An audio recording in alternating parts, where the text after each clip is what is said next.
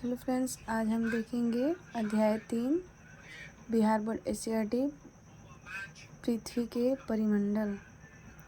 हमारी पृथ्वी एक ऐसा ज्ञात ग्रह है जिस पर जीवन पाया जाता है, क्योंकि पृथ्वी ही ऐसा ग्रह है जहां जीवन के लिए अनुकूल परिस्थितियां एवं आवश्यक गैस, जल एवं भोजन उपलब्ध है।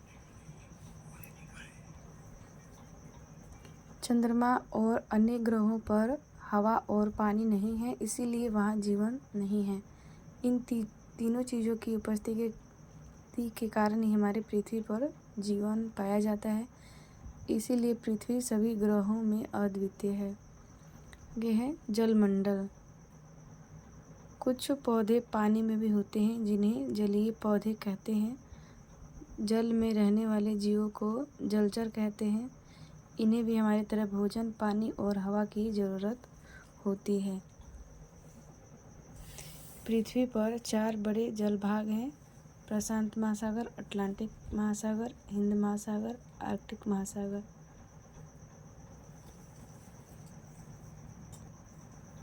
तालाब, आहर, झील, सागर, महासागर इत्यादि पृथ्वी पर जल के विभिन्न भाग हैं। सम्मिलित रूप से इन्हें जलमंडल कहते हैं। ये सभी पृथ्वी के लगभग 71% भाग को घेरे हुए हैं। वर्ष 1984 में जब राकेश शर्मा अंतरिक्ष की यात्रा पर थे, तब उस समय भारत की तत्कालीन प्रधानमंत्री इंदिरा गांधी ने उनसे फ़ोन पर पूछा था कि आपको अंतरिक्ष से पृथ्वी कैसी दिखाई दे रही है। तब राकेश शर्मा ने कहा, नीली। वास्तव में अंतरिक्ष से देखने पर हमारी पृथ्वी का रंग नीला दिखता है, इसलिए पृथ्वी को नीला ग्रह भी कहते हैं।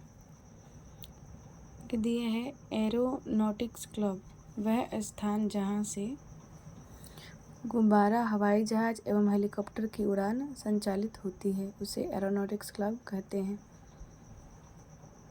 यह पृथ्वी का वह ऊपरी ठोस भाग जिसमें मिट्टी, कंकड़, पत्थर, पहाड़, मैदान, पठार इत्यादि सम्मिलित हैं, स्थलमंडल कहलाता है।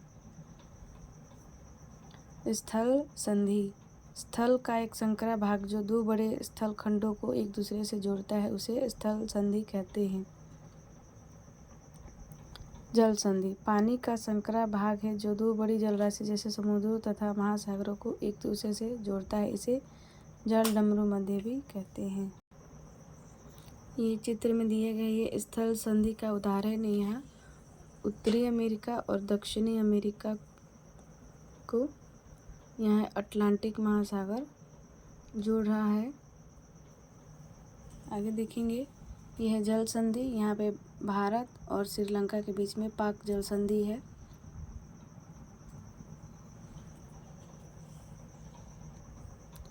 जलमंडल और स्थलमंडल के चारों ओर हवा है जो कई सौ किलोमीटर की ऊंचाई तक फैली हुई है, इसे वायुमंडल कहते हैं। हमारी पृथ्वी के चारों ओर हवा का घेरा है, इसमें अनेक प्रकार की गैसों का मिश्रण है। वायुमंडल में 3/4 से भी अधिक भाग नाइट्रोजन गैस है। ऑक्सीजन गैस भी हवा में मौजूद है, हमारे जीवों के सांस लेने के लिए ज़रूरी है। हवा में इन 2 गैसों के अलावा कार्बन डाइऑक्साइड भी है, जो वनस्पतियों द्वारा अपने भोजन बनाने के लिए उपयोग में लाई जाती है। इसमें थोड़ी मात्रा में जल वाष्प भी मौजूद रहता है। आगे एक चित्र दिया है वायुमंडल की संरचना। सबसे पहली है क्षोभमंडल। इसमें पहाड़, पर्वत, चोटियाँ, बादल का बनना, सभी मौसम संबंधी घटनाएं घटित होती हैं और ये 13 किलोमीटर की ऊंचाई तक पाया जाता है। दूसरा है समताप मंडल। इसमें हवाई जहाज उड़ते हैं और इसी में ओजोन मंडल पाया जाता है। तीसरा है मध्य मंडल, इसमें उल्कापिंड जल जाते हैं। चौथा है उष्णमंडल या आयनमंडल। और ऊपर है बहिर्मंडल, इसमें यह है कृत्रिम उपग्रह जो तरंगे परावर्तित होती हैं सैटेलाइट वाली पृथ्वी पर, और यह बहिर्मंडल।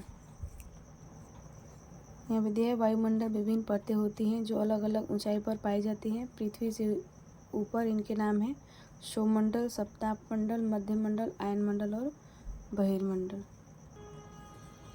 पानी में हवा घुलनशील अवस्था में रहती है जिसका जलचर उपयोग करते हैं। यह हवा भी वायुमंडल का ही हिस्सा है। जलीय पौधों की जड़ें या तो पानी में डूबी हुई भूमि से या फिर वे जल में उपलाती हुई रहती हैं और यह जल में घुली हुई मिट्टी या पोषक तत्वों का उपयोग करते हैं। सभी जीवों की आवश्यकताएं भोजन, पानी और हवा है। ये तीनों चीज़ें स्थलमंडल, जलमंडल और वायुमंडल में मिलती हैं। आगे दिया हमारी पृथ्वी पर जहाँ ये तीनों मंडल उपस्थित होते हैं वहीं जीवन पनपता है। यह जगह सीमित है, इसे जैवमंडल कहते हैं।